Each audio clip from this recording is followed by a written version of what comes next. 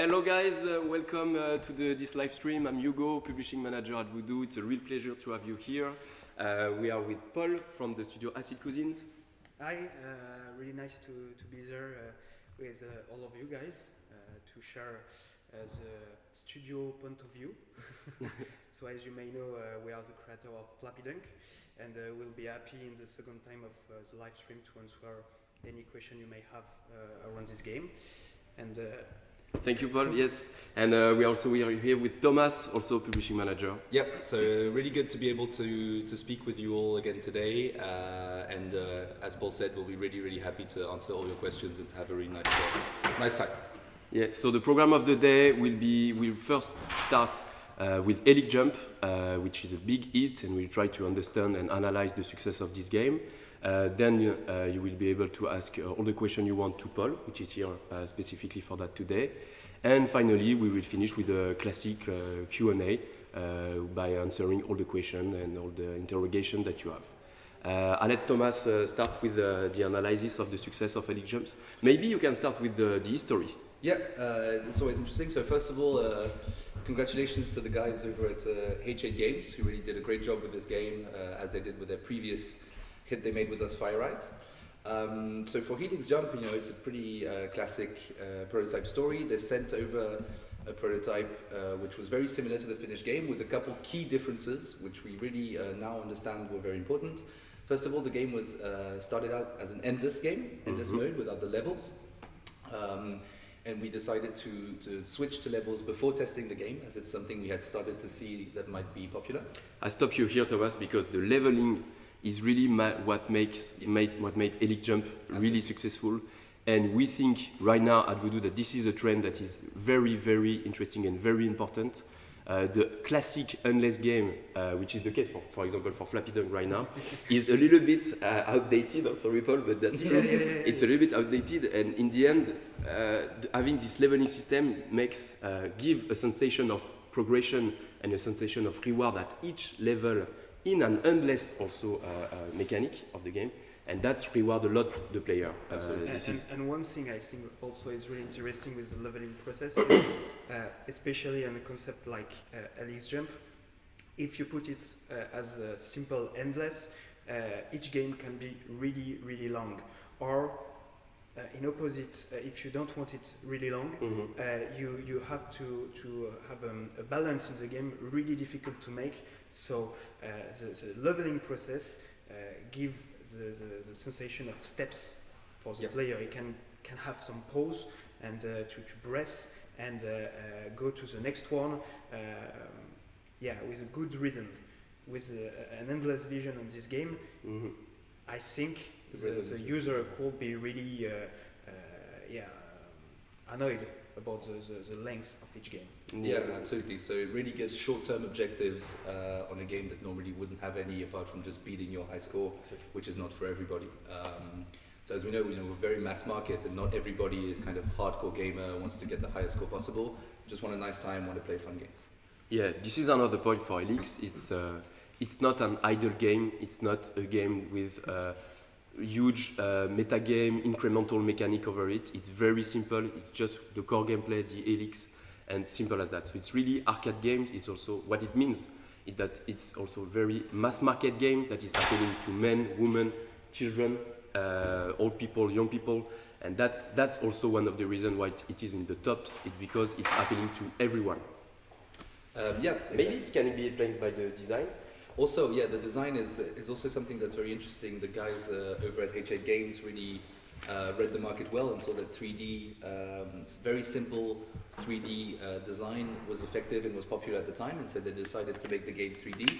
And that also gave them another opportunity, which is actually add more physics in the game, which is something that we think is very important. The way that the ball falls, that it bounces back, is really satisfying, and it creates a very physical sensory experience with the haptic feedback as well that is very explained and very integrated in the game. So you have a nice, complete package, short gameplay sessions. It's really fun to play. And with this physics comes the next things that we changed during the updates of the game, which was the perfect system. So the perfect system used to be that you would drop 5 platforms before going to being able to break the next one. And we changed it over to 3, which had a very nice impact on retention because it means that a lot more players were able to get it. So it's a perfect system that makes you score points, but it also has an impact on gameplay, which is really important to us. Yep. Guys, do not hesitate to ask us some question on Helix Jump. Our team telling us that we are lacking a little bit of question on that, so don't hesitate if you have remark or question on Helix. We'll be happy to answer that to you. And something I find really interesting with Helix Jump is the way they found a really simple solution to make it what I can call losable, you know, with this red part on the blocks, because the core concept of the game, you can feel like you can't lose. True. If you don't have these red platforms. But this is really clever. In each game mechanics, you can find a lot of ways, as simple as this, to create difficulties in the game for the player and to make it lose if it doesn't do the right move. That's true, and it really goes, towards the kind of features that we talk about a lot here and that we send you videos about. For instance, the fact that it's very clear how you lose and it's very integrated in the game means the game is very intuitive. And there's many other things that it does well. For instance, the fact that you can bounce endlessly on a platform without moving means that the game is really not punitive, and that also is a very important aspect of it. And I don't know if I'm wrong, because I played a lot Helix Jump, but not in a big levels. But something I find also interesting is that red parts that make you lose is not in conflict with the other color codes in the game, because each level has a different color, but in each level, however you are, you keep in the eyes the repair of this red zone that make you they're still lose. red on all of So imagine if there is a level entirely red, orange, it could make it difficult to read. It's true, and it's important to keep it really contrasted. We have a funny question from Tuts, I think. So. Can we make a clone of Helix Jump?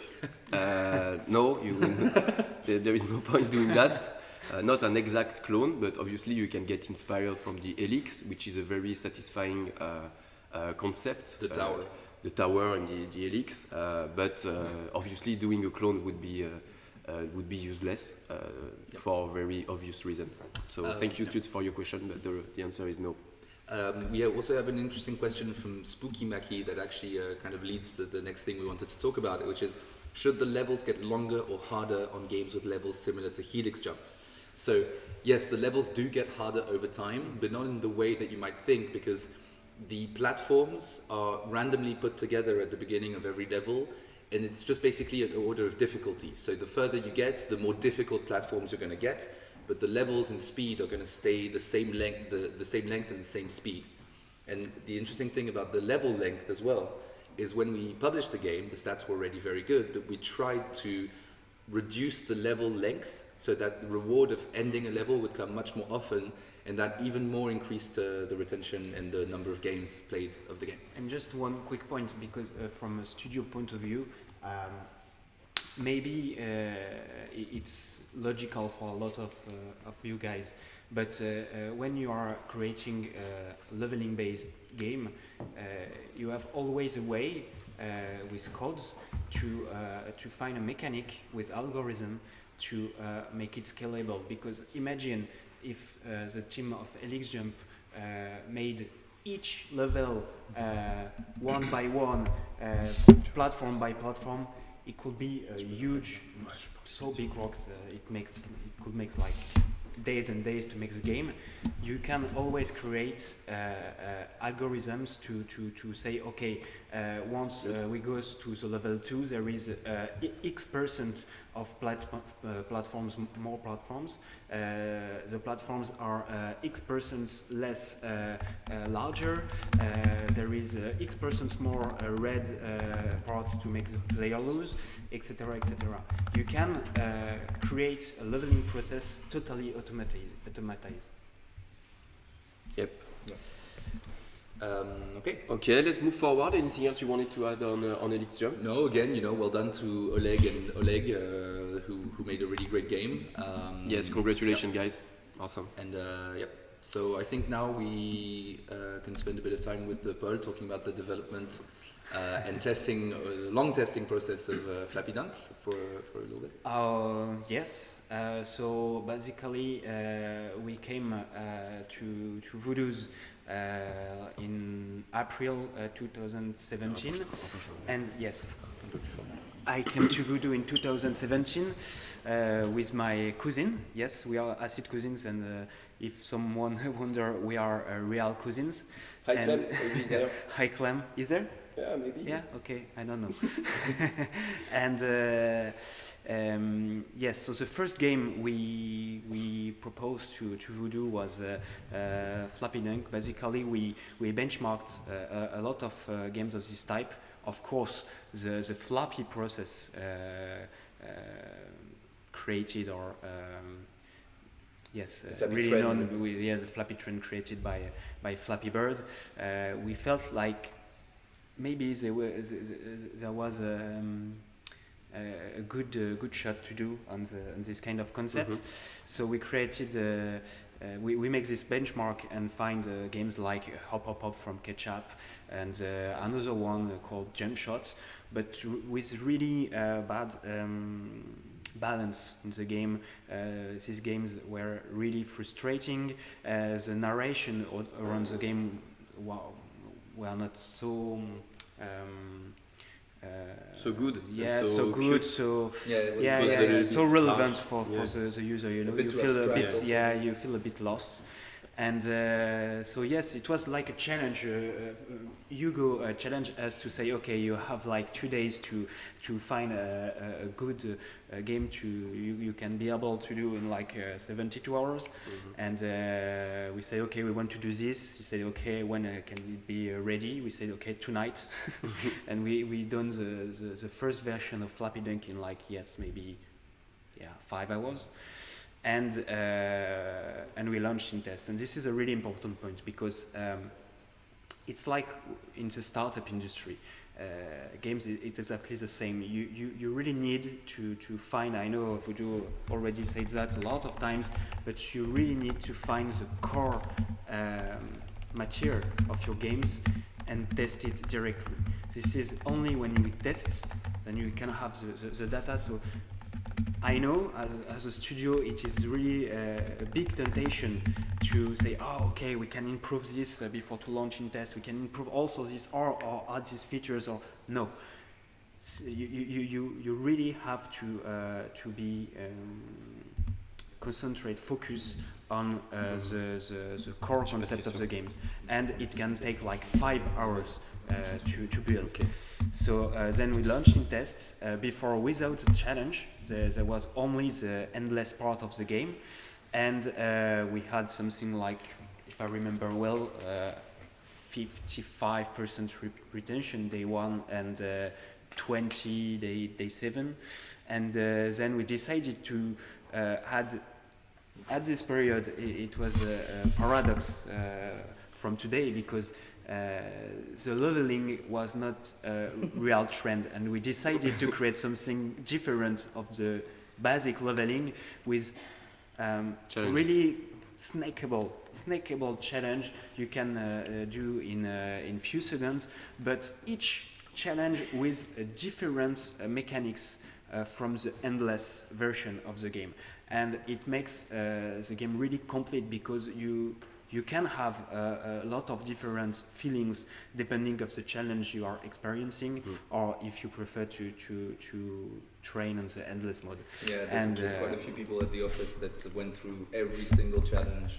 And something really good we saw that by adding the challenges, we saw that our users became more performant on the endless mode, because it was like a training room for them. But actually, there's an We have interesting question. yeah, we have 2 questions for you.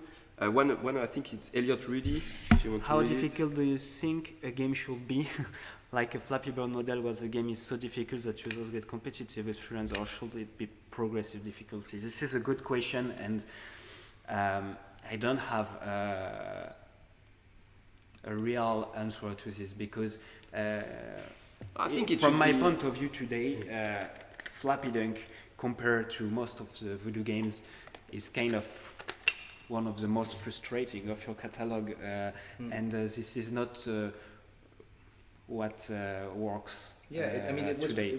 it's frustrating, but it's also very forgiving. Yeah, Which this is very is important in this the is right. To answer you, Elliot, you should give a taste of what the meal will be, but don't give the entire meal. You know, so it should be really like you make it test it a little bit, so it's quite easy at the beginning, but not that much easy, so that player still want to play after that. You know, not too frustrating, so that Up is a good example of too much frustration.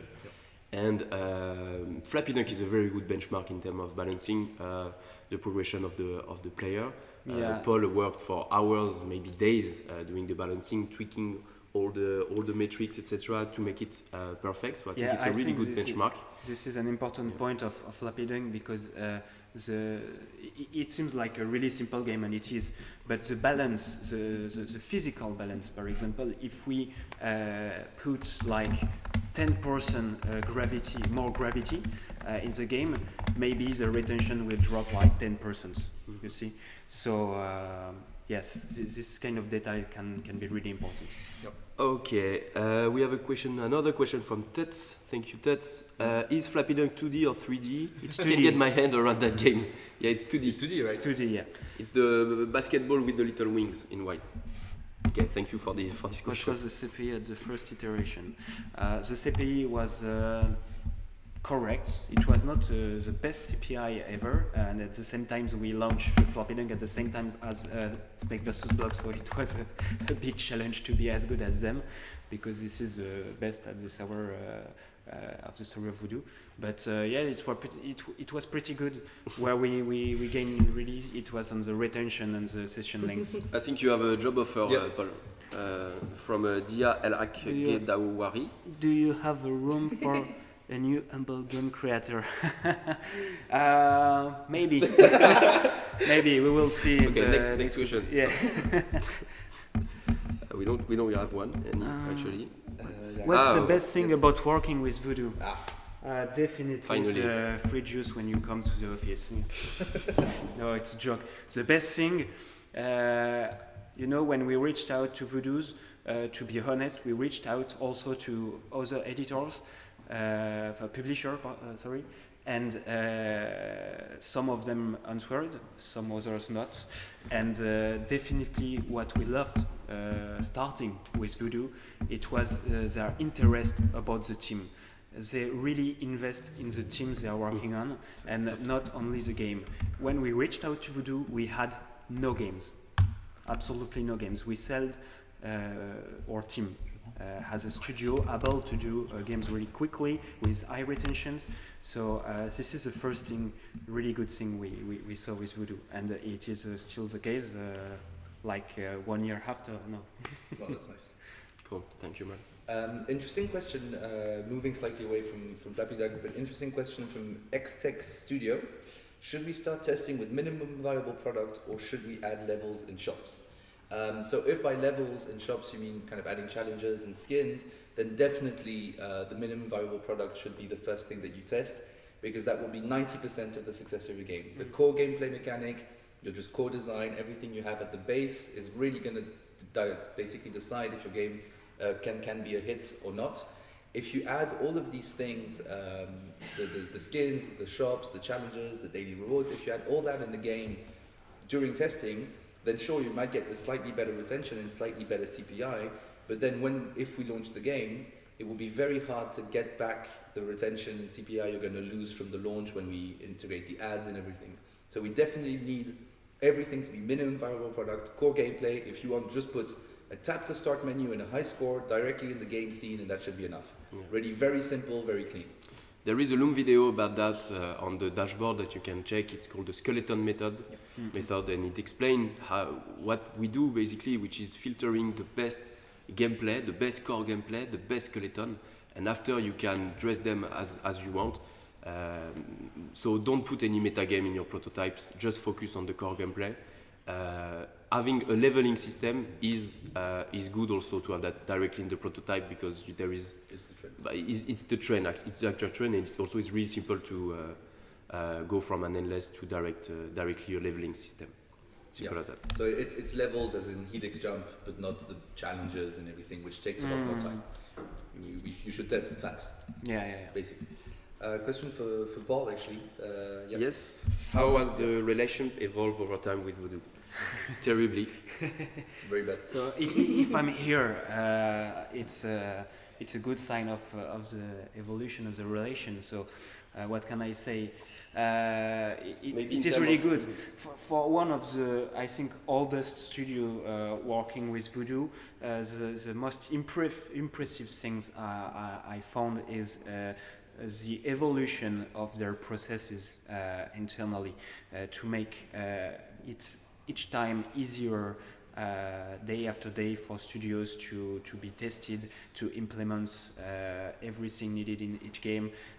When we started with Voodoo, we needed to implement the ads by ourselves, and now you have Voodoo Sauce. So all these kind of tools they are creating, the dashboard, everything is priceless. Seriously, it's priceless, because it teaches you how to build really good game, and to have access to all of this is a really big chance for any studios. So and the relation between humans, because we are humans behind these games, it is really fun. It is really fun because they are young, they are really energetic. There is each day new people coming in the company, and it's never stopping evolving. So Yeah, actually, Paul was one of the first studio I worked with when we started the publishing at Voodoo. One of the first team I simply worked with, and at the time, there were no dashboard. The tests were running manually. Thomas and I were just launching the game manually, creating all the slots. We were even making the video ourselves, etc. So the technology and the processes evolved around it, and but the relation, it just made the relation even stronger. Yeah, basically it gives us more time to create more content, to share with you, and to be more focused on what really matters, which is not launching the tests, but actually creating the best games. And launching the tests, we try to save time on that so we can help you create better games. And they are really carrying you, so it's a really good point. We cuddle you. Yeah. Where do you find the inspiration for new games? Hey guys. For new games, it's a lot of work. My part in this two cousins team is mainly focused on the business part and the conception part. But yes, I take a lot of time to benchmark every day is the market, because the market is moving really fast. So the best way to find inspiration is to track what happens in these stores, especially in US. Every day to track the top 500 games in arcade. It can feel like wow, it's a lot, but it's really quick. I take like 10 minutes to do that every day, every morning and every night before to go to sleep. And also all the things that you can have around you in life that can inspire you. If I think about something really hypnotisant. When you go to the panic room, you mean? When I'm in the bar, I drink a lot. No. It's essentially about finding something really. So to sum up, it's really benchmark. A lot of benchmark. Paul is crazy about benchmark. It's really impressed us all at Voodoo. All the time, he knows more the market, all the little games that went at the really back of the app store. He knows them all. He's able to identify every new trend even before us with all the dashboard and all the tools that we have. So really impressive in terms of benchmark, and also going out a little bit in Paris, having fun and taking inspiration from the real life. Yeah. That's it? And That's all good. the satisfying, Yeah, hypnotizing, satisfying. and beautiful images, anything that's Stroboscope Yeah. in nightclubs, stuff like that. anything that grabs your attention in the outside world can also grab the attention of the player. Yeah, So that's yeah. Guys, So guys, I think we will have the pleasure to Yeah. join Antonin, the superstar. superstar Antonin, and Thomas. I'll be back. Thomas will be back also. Hello guys. So I think we have another question for Paul. Did you work with other publisher before? Okay, and why did you choose to work with Voodoo? We didn't work with other publisher, but we tried. We tried to reach out to Ketchup, but we didn't because they never answered to us. So, so that's it. That's why also we analyze better our market of different publishers and came into the right details. And that's here we decided to really focus on the Voodoo strategies. Okay, we have a good question from White Beep Games. Stone skimming. From Stone Skimming. Congratulations, guys. Yeah, Thank you. congrats, guys. Really nice game.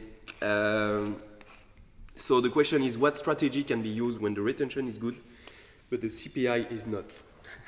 This is the $1 billion question, man. But we know some strategy on how to reduce the CPI, which is mainly put as much contrast on your game as possible, so make the gameplay as obvious as possible. But if you've already done the maximum to make it obvious, basically the best way to reduce the CPI is simply to make another prototype. If the CPI is high, it means that the game is not that appealing, it's not that sexy, it's not that trendy, maybe it's not the right time to launch this game. So working on another prototype would be a solution. For me, the solution. It's quite a personal opinion. I know maybe Antonin has a different opinion, but yeah. No, I agree with Hugo. Basically, a lot of time the videos and the game change with the trend. So if we had the case before with in the house with testing a game at a certain time and then test it again like 6 months later on, and we realized that the CPI have nothing to do. Like they're very, very not alike. So it's very something that we can that show that the games are really depending of the trend and the market is always evolving and we always need to adapt. So this is why also it's very complicated to always try to reach the low CPI, and so this is why Paul was right by saying that it's very important to always benchmark to really be close to what's being done, what's the best at the moment, what is on the top of the chart, to try to suit to this quality and to what actually people are looking for, and try also to guess what will be the next trend tomorrow. Ligil Joe Lal Most, very nice pseudo, bro. So basically, it was the beginning of your question. Most of the game recently launched by Voodoo have a level system. Does the level system play an important role in retention? Yes, it does. For all the reasons we explained a little bit earlier in this live stream, but it's okay to repeat them.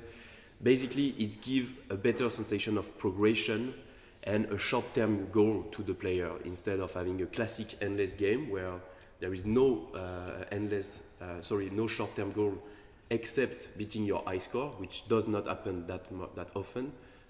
With a leveling system, you always have a short-term goal that is more easily reachable than beating your high score. So yes, it does increase retention as long as it is well balanced, which means very simple at the beginning and with a slow difficulty curve, slow growing difficulty curve. Also, it will depend on the gameplay of your game. Like the level cannot apply to every kind of gameplay, and something that has been told about on Helix Jump, something that really helped it because it was really well done. Yep. Okay, guys, we'll move to the more general Q&A. So the first one is from Sharik. Do you want to read, Antonin? Yeah, this one. Okay, good to see you, Thomas and Hugo. and Antonin, basically. Could you talk more about conversating an endless game to one with levels? Do you randomize all possible combinations or keep highly difficult ones for later? I'm not sure. Can you repeat the question? The idea is that... Go ahead. Okay, so the question is how do you convert an endless game into one with level? And after you ask another question, could you randomize all possible combination and keep highly difficult one for later? It's a mix of both, I think, from my point of view. No, you don't have to randomize everything. It depends if you want to add some stuff, levels per levels, but I think you should just find what makes what's the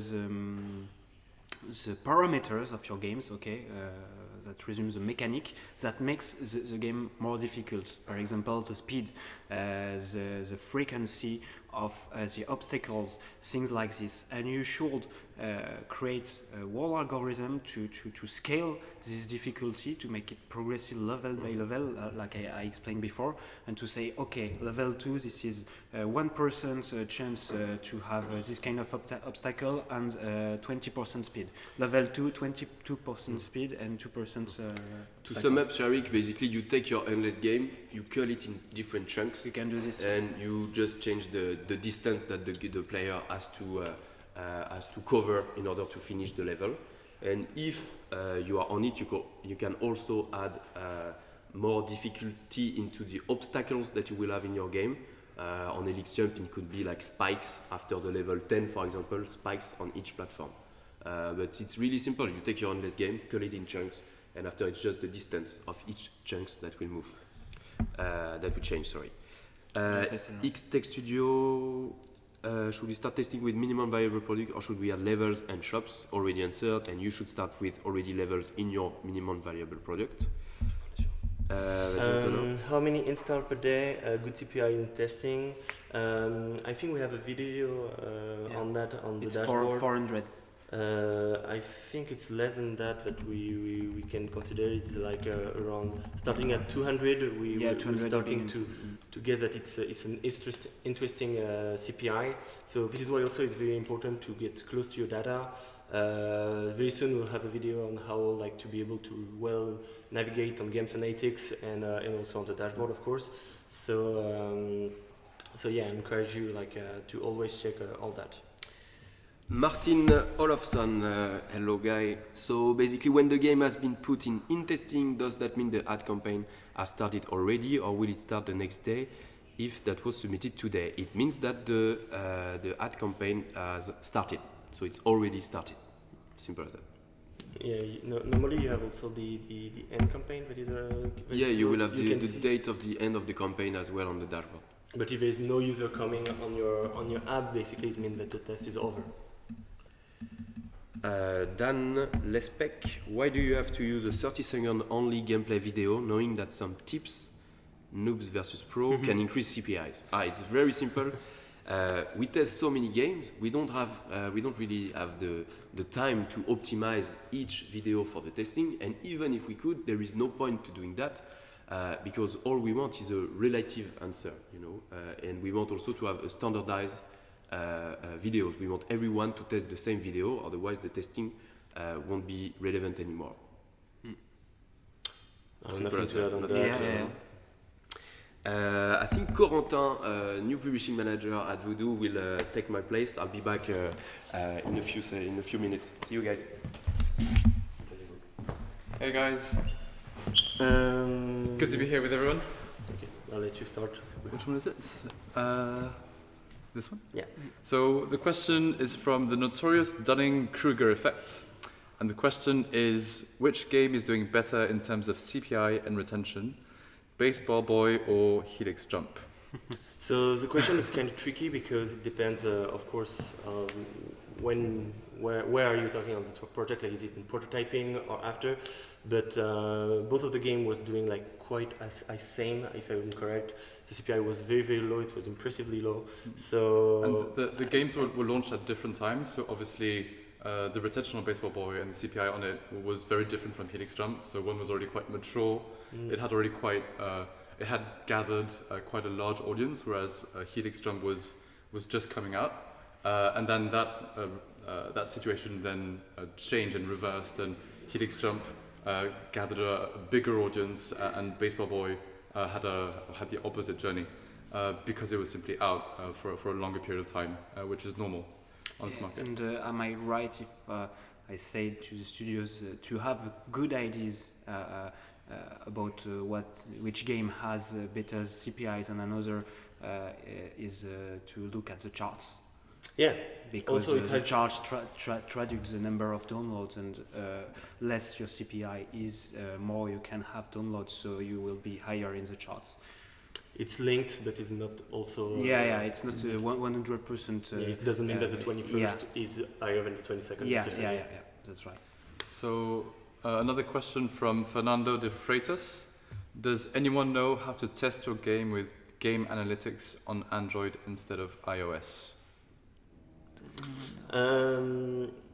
We don't run our test on Android. We do it only on iOS. I know that it's a question that comes very frequently Every day. through a survey, or we'll have to make it more clear. It's how we want to do running our business, basically. So yeah, after when the game is being published and everything is going well, that's when we decide to launch it on Android. That's how we do the things, but we don't test on Android.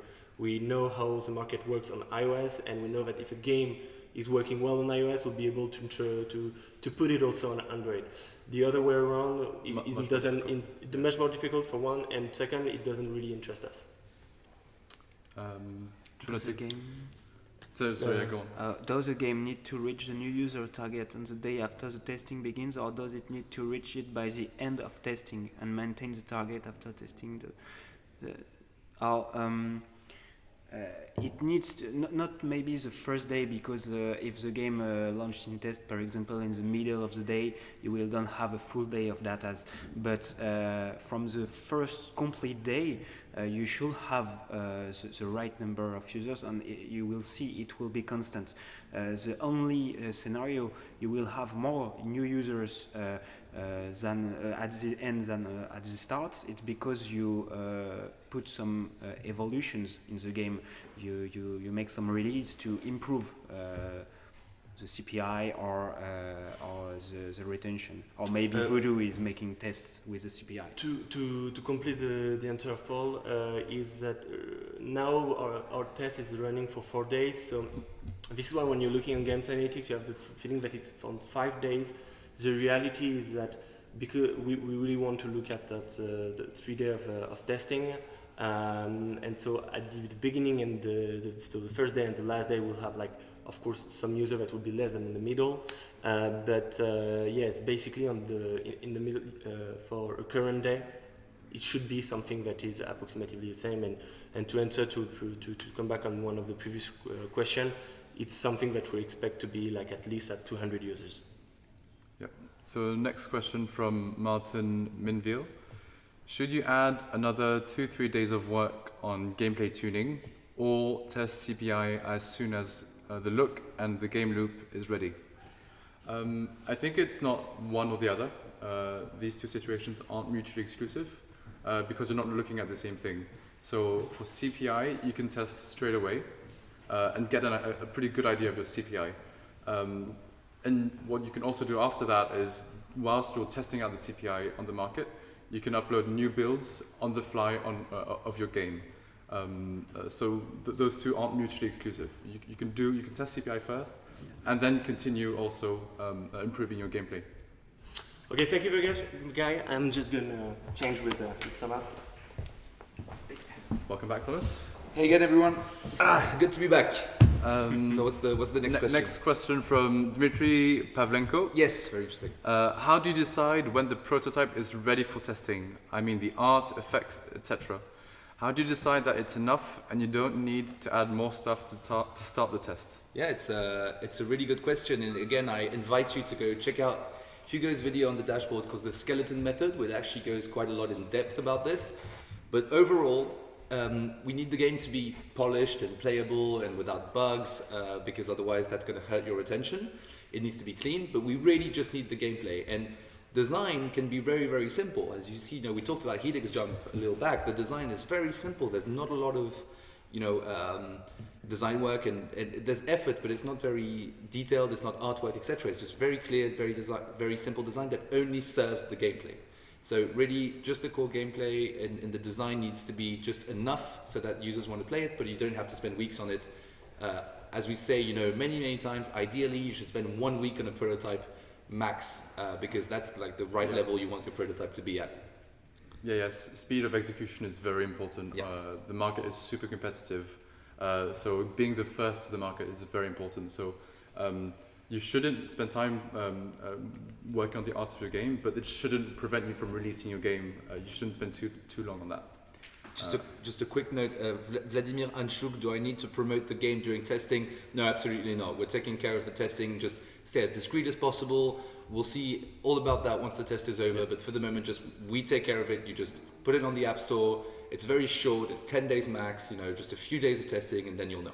So for the moment, hold fast and we'll see soon. And believe me, this is a good thing. We are really happy as a studio to not have to do this. Okay. Next question from Somya Bruce Bruce, in what circumstance do you accept a landscape game? Is it if the game is extremely addictive? That's a good question. Well, if the retention and CPR are good, landscape, not landscape, if you manage to make a game that's diagonal and retention is good, then we'll publish it. Yeah, the important thing. No, but we're very data driven. We need the game to have the right set of data because that means that we know we'll be able to push it, we know we'll be profitable from it, and be able to publish the game. Landscape, not landscape, whatever fits your gameplay best is the best option. Yeah, we don't want to impose rules on how to make your games. You guys are the creators, and we completely respect that. So we don't want to impose rules and give you very strict guidelines on that specific point. Yeah, absolutely. What is the current trend? Is it 2D or 3D? 3D. 3D, yes. 3D. 3D is the new thing. Yeah. But it's there is some exceptions, but yeah, always. But it's the trend. That doesn't mean it's going to be always the case. yeah. That doesn't mean that a 2D game cannot work. It's just the trend. 1 year before, it was 2Ds when we were with Flappy Dunk, Snake vs. Block, and all of this. It was 2D, and right now it's 3D. So, when you analyze the trend, it's cool to see it, but it's also interesting to understand why and why 3D games are popular at the moment. So there's two main reasons that we think that's the case. The first reason is that actually, with the 3D trend, we saw games that were more figurative, with more realistic, slightly more realistic aspects to them, and 3D helps that. If you look at Baseball Boy or Flying Arrow, for example, those games work because they are 3D. And the second thing is that 3D type graphics and controls give you the opportunity to do more physics-based games, more dynamic games, with a bit more variety in the gameplay, with very simple controls. So that's why we think that the 3D trend is good. But again, you can have these aspects with a 2D game. It's just at the moment we encourage you to work on 3D. Yeah, essentially on mobile we're seeing and super fast forward the whole history of gaming. So obviously this is an exaggeration, but say 2-3 years ago we started with Pong on mobile, and now we're getting to the N64 phase of mobile games, and then maybe in 6 months' time, a year from now, we'll be on PS4 levels, and we'll be doing that sort of stuff hopefully. Looking forward. Yeah. Titouan Toketreson has an interesting question. What is the average maximum iteration you've done for a successful game? So if the question is kind of how much retention you can gain from an iteration, so you're not going to go for a game that has 15% day one to 60% day one. That's going to be hard. But from what we've seen for a few games, you can gain, 15-20% retention on day one if you do the really good thing and the game has a lot of potential. It's not going to work for everything. Yeah, and also we really encourage you to stop iterating after the second time, because otherwise you're just going to spend a lot of time working on the game that probably doesn't have the potential. If your second iteration doesn't work, it doesn't mean that the game is bad or that the idea was bad. It's just that it's not the right game for this market, and you need to probably move on to something new. Yeah, next question from Martin Olofsson. Hey Martin, can the prototype be rejected for the test process, or do you test all received prototypes? Generally we're very happy to test all the prototypes. We're completely open to all your prototypes, that's fine. So if you have prototypes you want to send our way, we'd be more than happy to test them. Having said that, the prototypes you send to us have to meet certain very basic requirements. The execution has to be good. You can check out the Loom videos actually there's a Loom video on that on why we reject prototypes.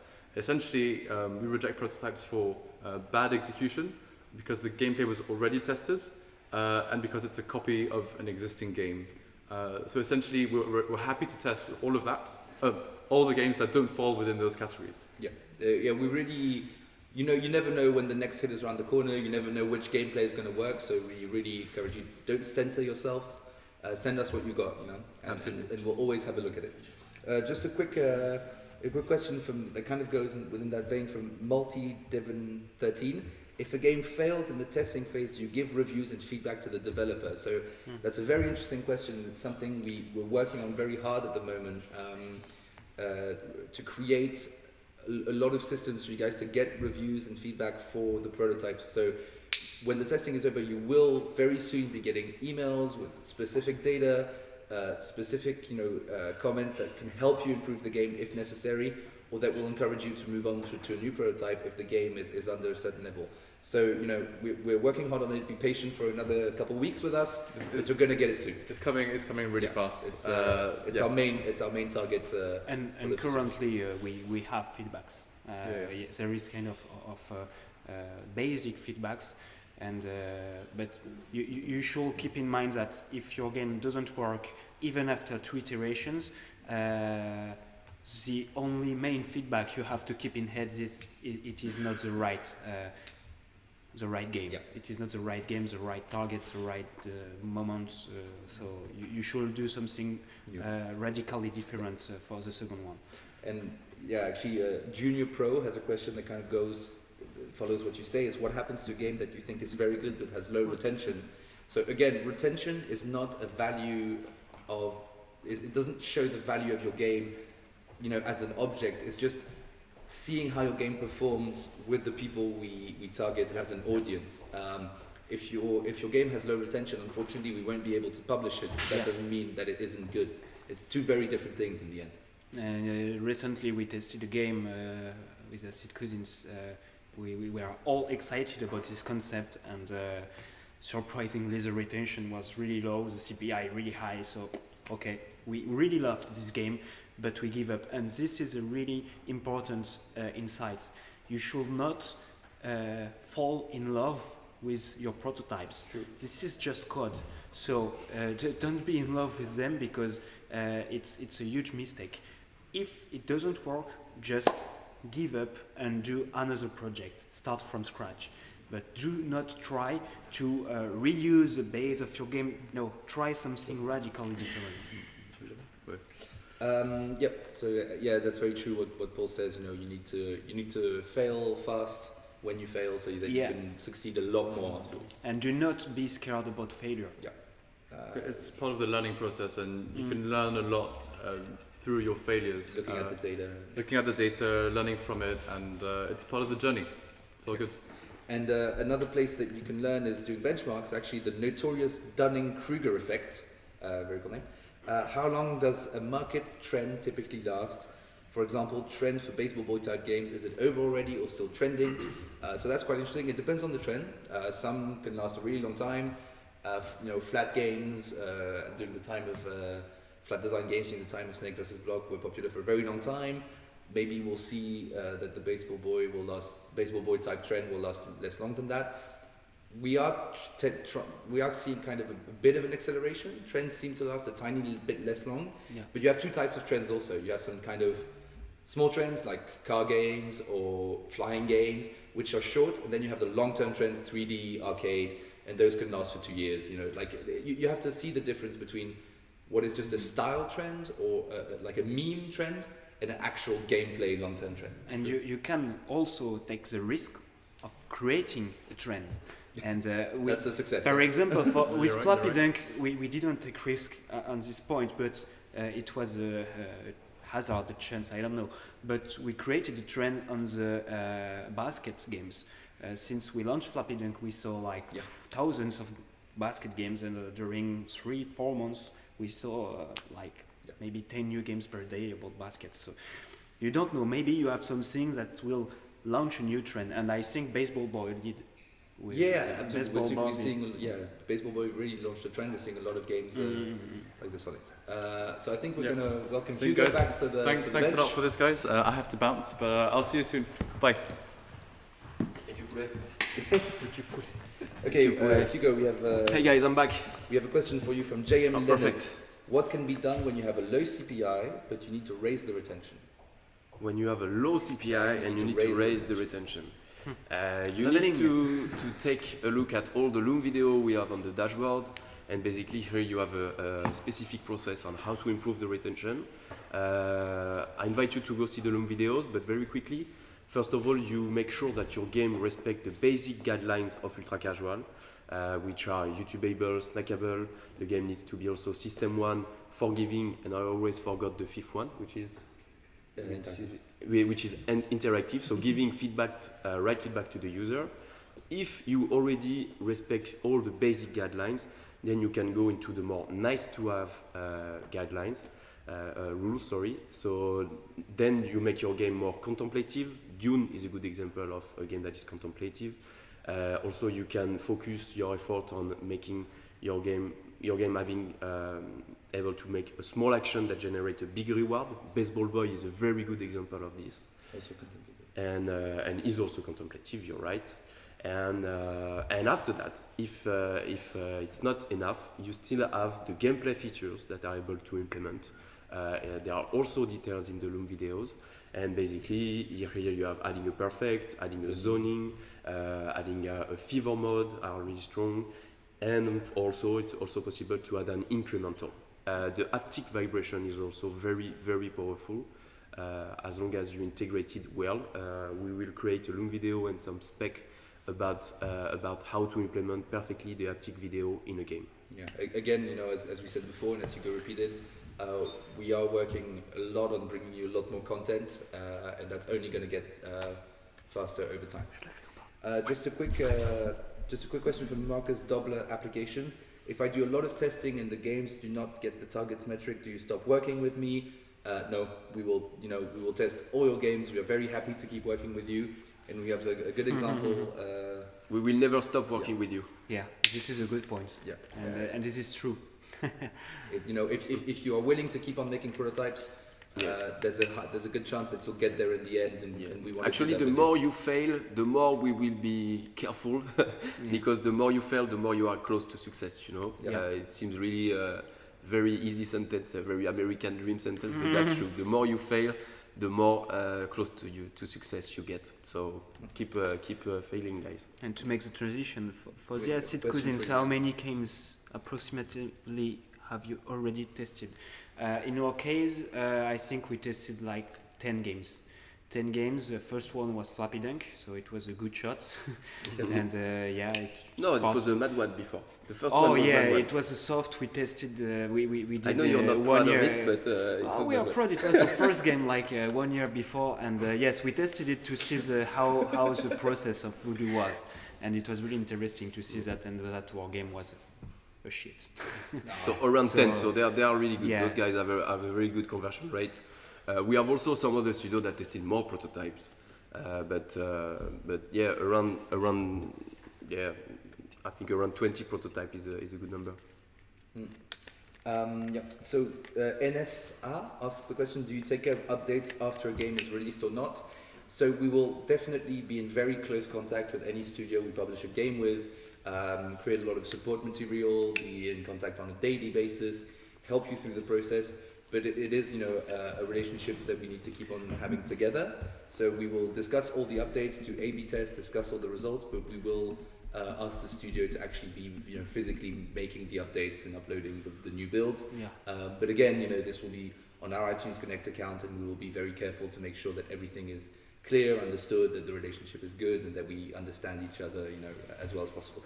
Yes, this is a phase that we call the optimization phase, and this is really a really good phase. I mean, personally, it's my favorite. I think for you, Paul, also, it's a really nice once you have made a hit. Yeah. Since we launch games that are, skeletons. They are not finished game. It's also a very nice part to really improve the game in adding the feature that were not there, adding all the meta game features, so the skins, the challenge, something like world builder, which is in Splashy. Take a look at it. It's really interesting also. Yeah. Anthony, if you are here, salut man, Well done. and well done. And it's the best phase, and it lasts for it can last for 3 months to 1 year, and it's really really interesting.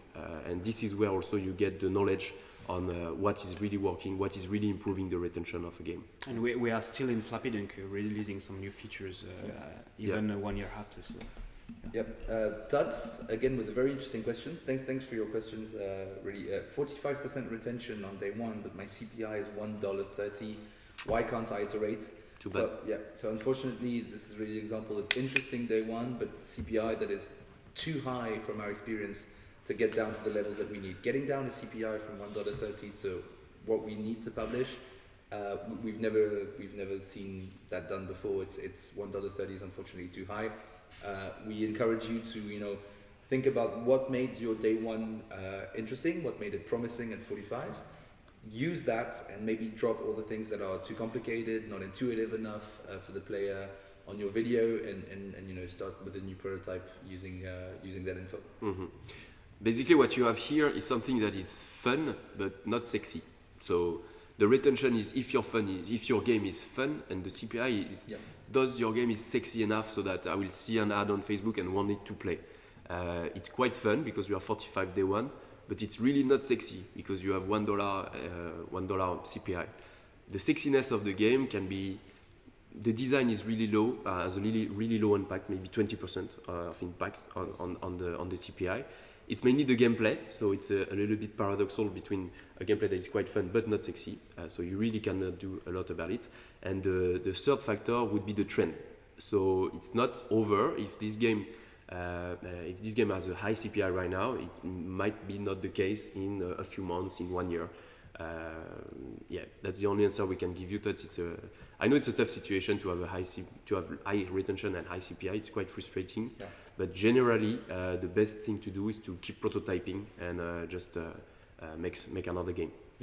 As Paul said, you really shouldn't get too attached to the game. Yeah. Even if it's promising, your next one will be just as promising, and eventually, with the next one or the one after, you will surely get a good game. Okay. Yeah. Thank you very much, guys. This is the end of this stream. Yeah. Thank you, Thomas, and thank you a lot, Paul, for joining us today. Antonin, Corentin as well for joining us. Yeah, thank you, guys. Bye, guys, and keep going. And I will be happy to answer some question. I can give you my email if you want to answer some of your questions. So it's very brave. You will get a lot, I think. No, it's okay. So it's paul@acidcuisines.com basically. Okay. So if you have any concerns about anything, I'm happy to convince you to work with them because they're really good kid. That's nice. And you already have our email addresses, so. Yeah, you know where to contact us. Okay. Yes. Thank you very much, guys. This was, as always, a real pleasure to be with you. I hope we answer most of your questions. The live stream will be up on the hub pretty soon. Cheers, and we will see you next month. Bye. Bye, guys.